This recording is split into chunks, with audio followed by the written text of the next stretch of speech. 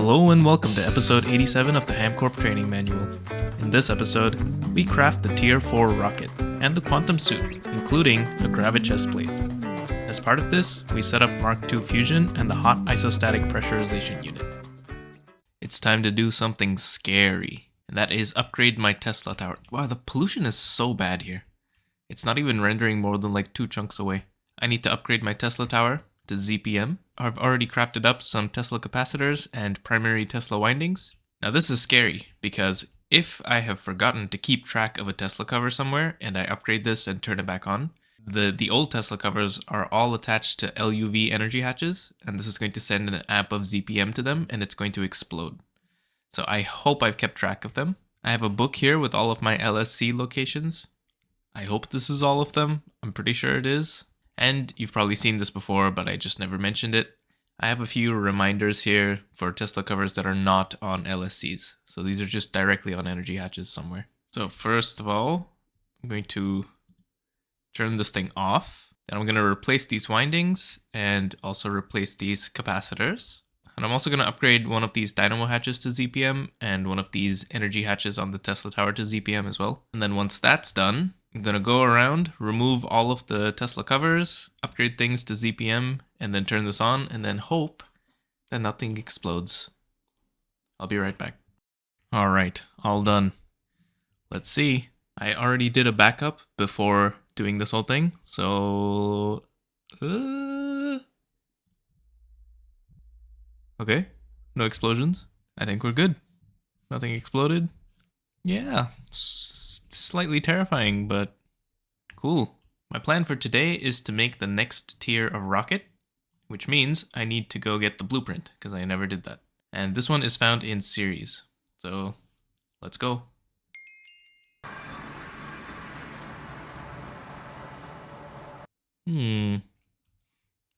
Looks like the world gen changed a little between versions. I am having trouble finding a dungeon entrance, to be honest. I wonder if it doesn't spawn like on the moon, like there's no shaft that leads up to the surface. Oh, never mind. Found it. Do I really want to be picking up all of this stuff? Like, it's a bit late in the game for that. You know what? I'm actually not going to pick up most of the stuff. I really don't need anything. I'll take the knowledge note, though. Oh, this looks like a boss room. Evolved Blaze. No special mechanics? I guess not. That was easy.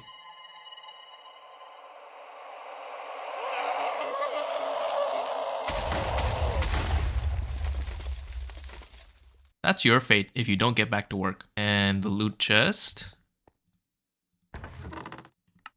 Nice. Time to go back and make some tier 4 heavy duty plates. Now to make these heavy duty alloy ingots tier 4, it's an assembly line recipe, and it needs compressed ice plates, but it needs it in 2 different input hatches. If you encode the recipe as it is, it's just going to put all 6 in 1 input hatch, and that's not going to work. So what we're going to do is save this recipe where one of these is named, you know, the default name, compressed ice plate, and then the second name is a custom name.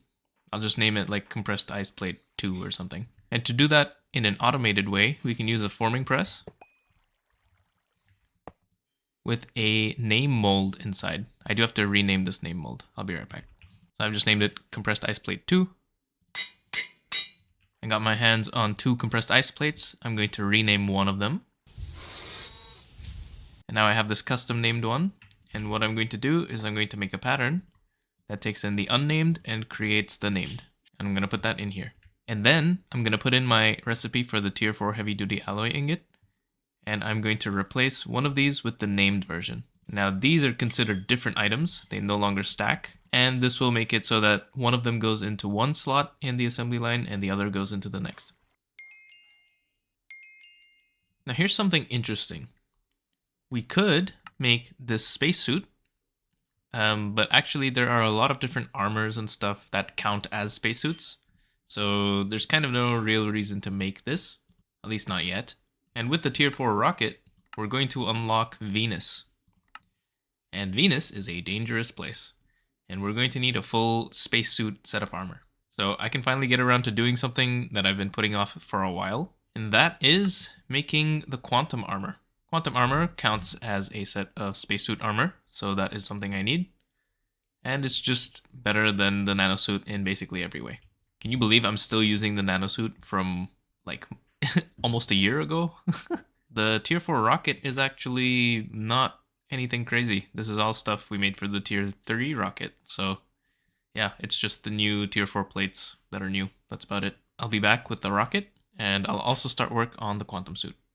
Actually, it uses the nanosuit to make the quantum armor, but my nanosuit is my hazmat suit. And you're probably aware that the situation in HamCorp is not great for those who don't own a nanosuit.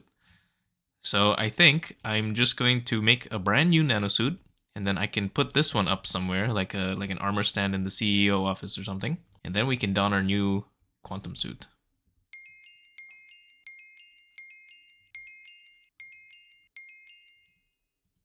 Well, here's the quantum suit, but something's not quite right.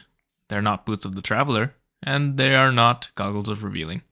So I need to upgrade these two things, and I think I also need to upgrade the body armor. From the quantum chestplate, I can take it two different directions. I can make an infused quantum chestplate, which is this arcane infusion, basically the magic route of getting flight. But I can also go the tech way, and once I have tritanium and duranium, I can make the Gravi chestplate, and I'd rather do that. As for the quantum goggles of revealing, it's just an infusion, nothing too crazy. Little annoying, because I'm fucking sick of Thaumcraft, but so be it. And as for the boots, quantum boots of the traveler. Another infusion, also not too bad, but Thaumcraft.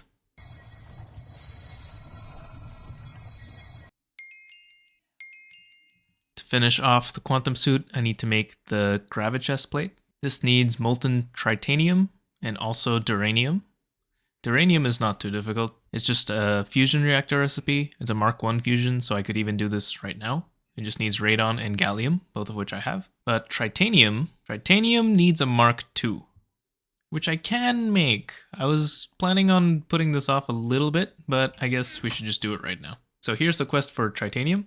It needs the Mark 2 fusion reactor, and to do that, I'm gonna have to do super dense, which is to make a hot isostatic pressurization unit. And also I need to make PPIC wafers, which is pico. So 1,000 times smaller than nano. This also means I need sonarium, which to be honest, I haven't automated. I can make a bit of sonarium using this recipe. Actually, I need a lot more sonarium than I thought. I actually need 48 pico wafers for the Mark II fusion reactor, which is 480 sonarium.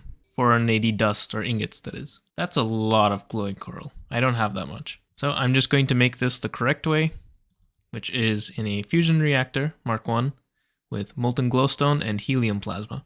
And helium plasma I can also make in a fusion reactor with deuterium and helium-3. I'm pretty sure I have deuterium laying around somewhere, but I can also just make it from centrifuging hydrogen. As for the helium-3, I think it's from endstone dust, I want to say. Yeah, impure piles of endstone dust give me helium-3. I can also just centrifuge helium. So both of those are pretty easy to get, and I guess that's how I'm going to be making my sonarium. These heating and coolant ducts are kind of expensive, so getting the materials for this is maybe going to take some time. I love GTNH. So here I have the hot isostatic pressurization unit, and there's a little bit of redstone circuitry involved because of how it works. So the way it works is while it's running, the internal heat goes up by a certain amount depending on the tier of coils that you use. I use tritium coils, which are the best tier of coils that I have, and so my heat goes up by approximately 2.5% per second of operation. When the machine is not doing a craft, it cools by 2% every second. And the cooling rate increases by 2% for each second since operation stopped. So the first second it cools by 2%, the second it cools by 4%, and then 6%, and then 8%, and so on. Actually, I missed that little bit that the cooling accelerates, so I have way too many repeaters here. Let me recalculate really quick. Okay, so let me explain how this redstone circuit works. I have here a heat sensor hatch that's set to 80. So when the heat is larger than 80, it will emit a redstone signal. This goes to a pulse former. So when the signal comes on, it makes a pulse that goes through this red alloy wire. On the left, I have a toggle latch, and on the right, I have a repeater set to 256 ticks. The pulse is going to hit both of these things at the same time, of course, and because this is a repeater, it delays the signal from going around the other side. So the pulse comes to this toggle latch, toggles it, so it turns the machine off, because I have a wire going to a machine controller. And of course, redstone on means machine on, so the pulse turning this off will turn off the machine. And then 256 ticks later, the signal will continue, the pulse will continue, and it comes back to the toggle latch on the other side, and it flips it again. So it goes from off to on, and it turns it back on. So basically what happens is when the heat goes up to 80, it turns the machine off, waits 256 ticks, and then turns it back on. This should be enough time for the machine to cool down from 100%, even though we're triggering at 80%. And this way, the machine never even gets to 100%. It's okay if it gets to 100%, it's just a little not great, because once it reaches 100%, it becomes overheated. Recipes that are ongoing slow down a lot, and any crafts that start while it's at 100% will fail. So yeah, so hopefully this works. I don't know if this is going to be the final place for this, so this is kind of temporary, but it's going to be here for a while. The reason we need this at all is because one of the ingredients of the Fusion Control Computer Mark II is a super dense europium plate. And a super dense europium plate is a stack of europium plates inside the HIP unit. Now for the Mark II fusion reactor, it's built basically the same as the Mark I, but it uses a few different blocks. So first of all of the hatches need to be ZPM at least, including the energy hatches. I have to use fusion coil blocks instead of superconducting coil blocks. This is, of course it's going to be expensive, but this isn't the worst thing in the world. It also uses superconducting coil blocks in it, so I could disassemble the old fusion reactor and just upgrade it, and I might do that actually. Also new are the fusion machine casings. These are made from LUV machine casings with HSSS plates and HSSG. So I think I am going to tear apart the old fusion reactor and just upgrade all of the components. Maybe not the wisest thing in the world, because I know I'm going to need multiple of these, but here at HamCorp, we love cutting costs.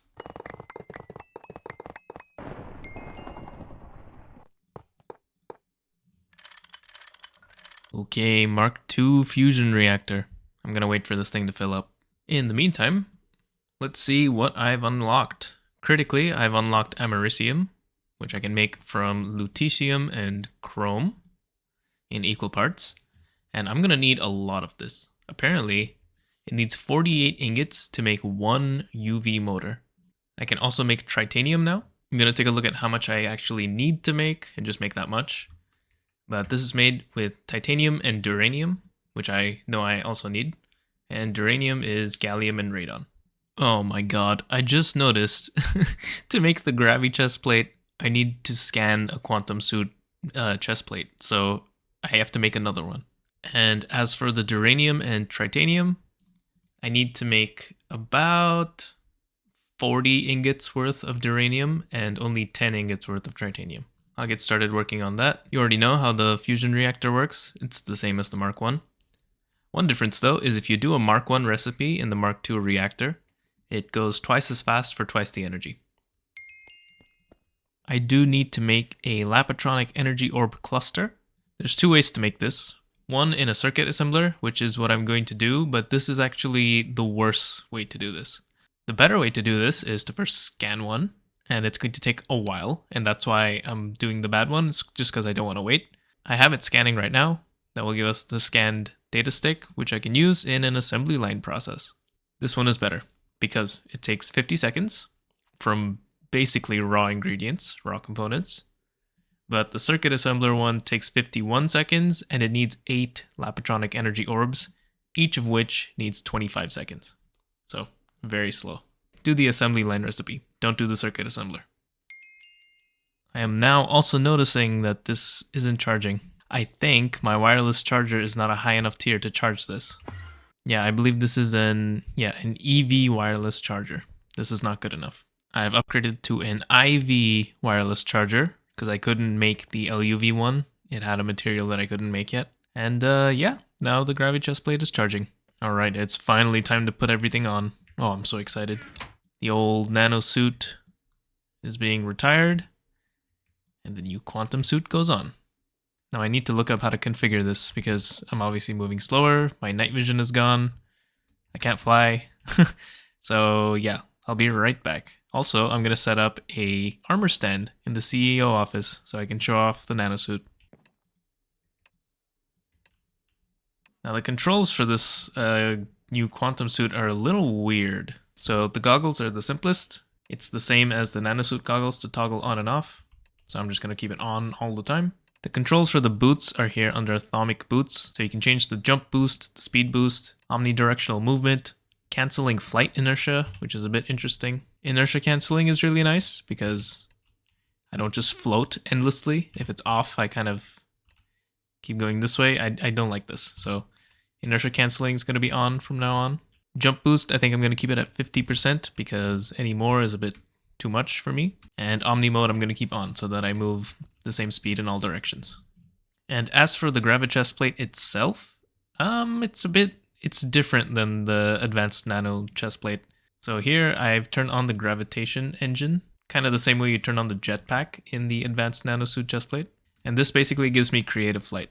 So I need to double tap space and then I get literally creative flight. And if I hold shift in space, I don't go up or down. That is a big deal. I can also change the mode to turn on levitation mode. I don't know what that does. Very happy with this upgrade. It's going to take some getting used to for me, but yeah, very fast, very safe, very spacesuit. And I hope you didn't think I forgot, but I am making the Tier 4 rocket today too.